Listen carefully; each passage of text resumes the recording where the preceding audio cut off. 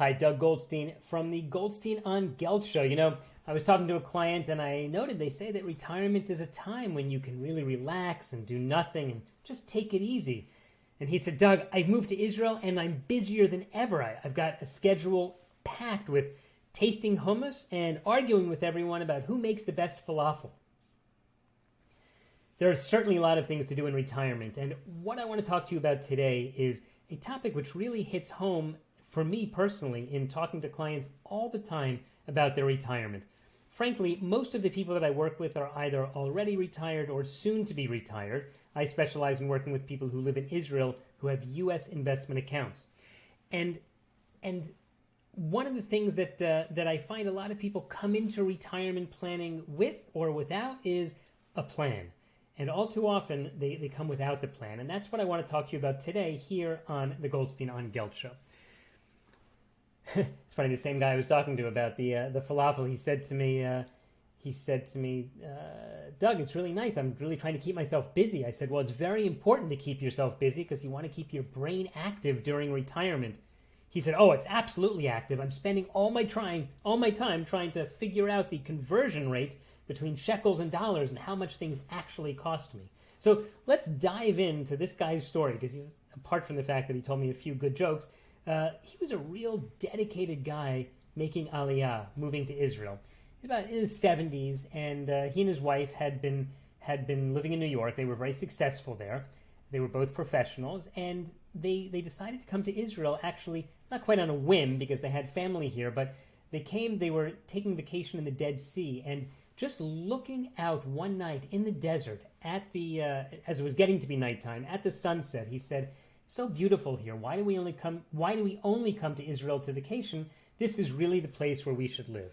So he's not the only person who says that. According to the U.S. State Department, I think last year, 2 years ago, they said there are nearly 100,000 Americans who are living in Israel, about 15% of whom are retired. So retired people represent a huge percentage of Americans living in Israel, and that's why it's so important for them to really think about what it means to live here. Now, of course, if you're one of the Goldstein on Gelt listeners in America, and it turns out there are a lot of Goldstein on Gelt listeners who do listen to the show in America, so I just want to give you a few points that maybe will make a difference. Obviously, I'd like to encourage you to come live in Israel. It's great here. And what people seem to talk about, what they like, is they like the fact that it's a very modern country, and yet it's steeped in all of its history and the cultural diversity. And it's nice to say, oh, well, the national holidays are Passover and Yom Kippur, and nothing wrong with the American national holidays, but for people who are Jewish and want to live in a Jewish nation, in a Jewish country, they really benefit from that. We have cities that are thriving and exciting like Tel Aviv. We have cities that are more traditional like Jerusalem. We have in-between cities like Netanya. We have so many different places that you can live, or you can live out in the country in beautiful places like Eli or Efrat, places that I've lived in my time here. Israel has got a fantastic healthcare system. In fact, I think the World Health Organization, of which I have to tell you I'm not the biggest fan, but one thing they do that I like is they rate us, I think, number 6 in the world in terms of healthcare. So not so bad. As far as a destination to retire, Israel is really a great place to be. So why do people come to Israel? They say, studies that have shown that about 65% of people come to Israel because of the cultural connection. They're Jewish, they feel Jewish, they want to be Jewish, and that's why they're coming here. They want to be part of the Jewish story living in our ancestral homeland. But that being said, there are other practical reasons to come, not the least of which is when you make Aliyah, maybe you've heard of the 10-year tax holiday. It's not a tax holiday for everything, but for people who have investment portfolios in America that they're busy paying taxes on in America, they like the fact that for a 10-year period, they won't have to pay tax on that portfolio in America. Now, don't get me wrong. If you come here and you take a job, and like most of the people who make Aliyah, you will be paying taxes. You will be participating in the taxpayer economy here. But there are certain benefits. And let me just note, as I always say here on the show, I'm not a tax advisor. Anything you hear is just for educational purposes, and be sure to speak to your own accountant or tax professional before you don't pay taxes in Israel, let's say, for 10 years. You wouldn't want to make a mistake there. Of course, also when you come to Israel, the Israeli government pays for free Hebrew courses. They give you assistance with housing. They literally give you money. So there are benefits there. All of these will make your transition a lot smoother when you're moving to Israel. As far as the financial pros and cons, well, first of all, it depends where you live, right? America is a huge place. Some places have a lower and some places have a higher cost of living. And what I'll note is that if you compare it to some of the big cities where a lot of Jews live, like New York, the cost of living for things like groceries and healthcare is less in Israel than it is in New York or Los Angeles. So from that standpoint, you're doing better.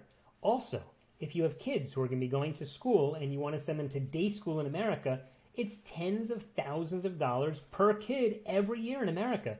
It's bad enough you have to pay for college, which can wipe someone out. Now imagine doing that all along. I mean, if you're listening to this in America, you don't have to imagine. You know what it's like. Compared to people in Israel who are sending their kids to a variety of different types of schools, including religious schools, and they're just paying basically, a couple of $1,000s a year, maybe just for the extras. So in terms of savings, it can be a lot cheaper to live in Israel. Not always, and anyone can always find examples of things that cost more here, but I find that people who are living here are usually able to make ends meet as long as they're careful. Another benefit you want to know about is that because you're, let's say, an American moving to Israel, you're going to want to have a multi-currency bank account. You're going to be living in a multi-currency world.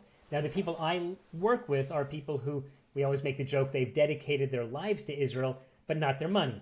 So that might be someone like you. You may say, listen, I'm going to live in Israel, and I'll buy a house in Israel maybe, and I'll earn my salary in shekels, but I want my IRA account and my brokerage account to continue to be in dollars for any of a number of reasons, not the least of which is I understand what that means, I can read the statements, I'm allowed to buy those investments without crazy taxes. Do you know that if you move to Israel and you're an American citizen and you go to the local bank here and buy a mutual fund or an index fund, which is a normal kind of investment for people to do, again, not a personal recommendation, this is just for just discussion purposes only, but if you do a normal type of investment like that, that investment is problematic from the IRS's standpoint. They don't like Americans buying what they would consider offshore mutual funds.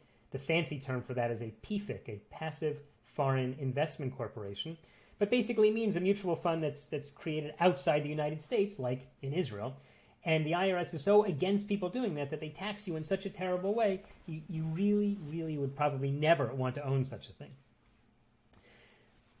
Once you come to Israel, so we said that you're going to enjoy the holidays, the Jewish holidays, and you'll enjoy learning Hebrew. I strongly recommend, by the way, really invest in that Ulpan, in that Hebrew language course that they're going to give you. It really helps. And you'll benefit because there are great organizations like the AACI, the Americans and Canadians in Israel. There's Nefesh B'Nefesh. If you want to go for private Hebrew instruction or private counseling, that's always available. In fact, I was just speaking to someone before from executivehebrew.com, where they provide one-on-one courses for people who want to learn very high-level Hebrew, and they want to learn it quickly, and they, as he says, they want to learn it the right way so they can get to it, so they can get good at Hebrew most effectively. In terms of overall retiring in Israel, a lot of times people say, well, I want to live in Jerusalem, or I only want to live in Tel Aviv. My suggestion here, and this is both from a financial and a personal suggestion, is if you're not really sure, don't buy as soon as you get here. Go ahead and rent for a little while. If you rent a property in Israel, it's true that you're paying the landlord something on the one hand. On the other hand, it means you're not sinking in a lot of money into a property that you may discover isn't for you. It pays to get acclimated to the country. It pays to find the community, find the synagogue, find the work that's most appropriate for you, and then talk about buying a property. There's always going to be some property available somewhere. So I don't think you have to say, oh my gosh, if I don't jump on the train right now, I'm never going to be able to get an apartment or a house. I don't think that's true. It is true that houses and prices often go up, but oftentimes, by the way, they don't. It doesn't always happen. Finally, one of the most important things you're going to need to do, and again, this is going to be something covered by Nefesh B'Nefesh, is you need to sign up for one of the HMOs, one of the it's called a Kupat Cholim, one of the healthcare services. And that's critical because you just have to be in on a system. And what I can tell you is people who I've watched or I've escorted through the Nefesh B'Nefesh system have found this overall to be very, very easy. So don't be intimidated. The things that you're going to need help on also, but are beyond Nefesh B'Nefesh, are your overall investment plan and your estate plan. There are two things, right, in terms of investments. For the money that you're going to keep in America, normally you'll want to work with a cross-border investment advisor because there are a lot of nuances, to say the least. In the end, one of the major issues that people confront is when they move to Israel, a lot of times the major U.S. brokerage companies don't want to work with them anymore. They say, oh, you live overseas, we can't work with you. And they may say that no matter where you live in the world, but if it's not in America, they don't want to have you as a client. However, there are cross-border financial companies, and again, you can always get in touch with me. You can go to the Contact Us page at goldsteinongelt.com to learn more about that. But you want to make sure that your investments are well handled. A lot of times people already want to start dealing with that before they leave the old country. So feel free to get in touch with me, of course, before you even come to Israel. And in terms of estate planning, that's also very relevant. In America, people are very used to having a will and hopefully a power of attorney and hopefully healthcare proxy. Those are the three kind of main documents that everyone normally should have, I think, and maybe others. But once you come to Israel, your situation is different. Make sure that you speak to a cross-border professional, like an attorney who's skilled at both U.S. and Israeli taxation and legal issues, because you need to update your will. You'll need to have an Israeli power of attorney, an Israeli healthcare proxy. None of these are such a big deal to do. The lawyers that I see do them don't charge too much to do them, but it's something that you really, really need to make sure you do soon after you make Aliyah. When I meet new clients in our initial interview, I always ask a lot of questions. And mostly we're talking about their investments because, again, that's the space that I work. I want to understand what they have and what they're trying to do. We look for problems or good things that are going on, things that need to be either continued or repaired. But I always try to ask them, tell me, have you updated your will recently? Who is signed off as your power of attorney? Or who is your healthcare proxy in the event that you can't speak for yourself? All of these issues are so important. All right, we've covered a lot on today's Goldstein on Gelt show. I just wanted to give a general survey of things that people need to think about when they are making Aliyah. If this is you, if you need any help, feel free to be in touch. Specifically, we deal with American portfolios for people who are living in Israel. But if you have a specific question that I can't answer, I'll try to direct you to one of the right places. I mentioned a few places here. Nefesh B'Nefesh is great. AACI is great. If you want to learn high-level Hebrew, go ahead and check out executivehebrew.com.